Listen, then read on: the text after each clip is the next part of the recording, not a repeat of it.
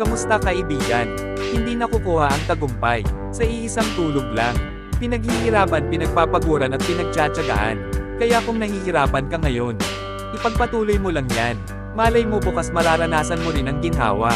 Kaya for today's video, samahan nyo ako sa aking biyahe hanggang trabaho at pag-usapan din natin kung paano nga ba mag-apply kay Move It, ano ba requirement at anong year model ba ng motor ang pwede. Kaya kung interesado ka, sakay na.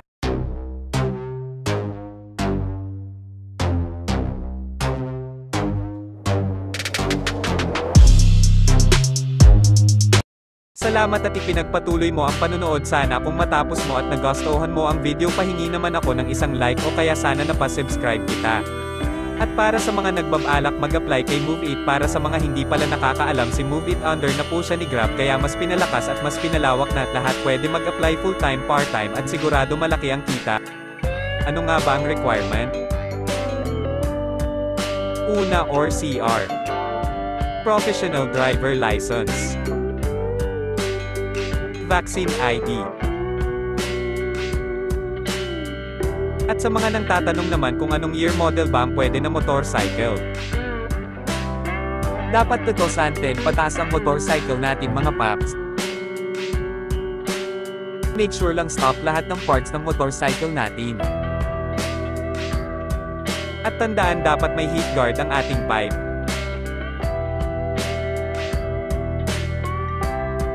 At ngayon alam mo na mga requirements, ano pa hinihintay mo? Para pagkakitaan mo naman ang motor mo.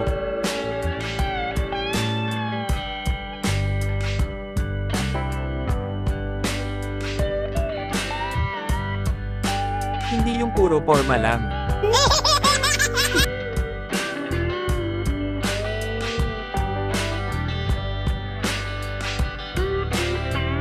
At kung may mga katanungan ka, comment down below para masagot natin.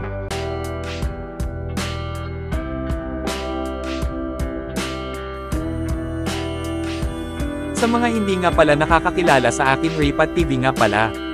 Nang bibigay ng mga update sa mga kuya ng kalsada at sa kung anong kaganapan kay Move It.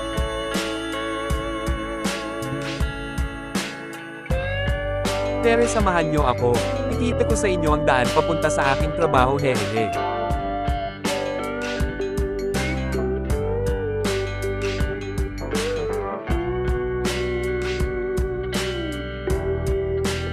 Sa mga naghahanap ng extra gear ni Move It, maaari lang kayo magpunta sa Grab Shop kahit saang GDC.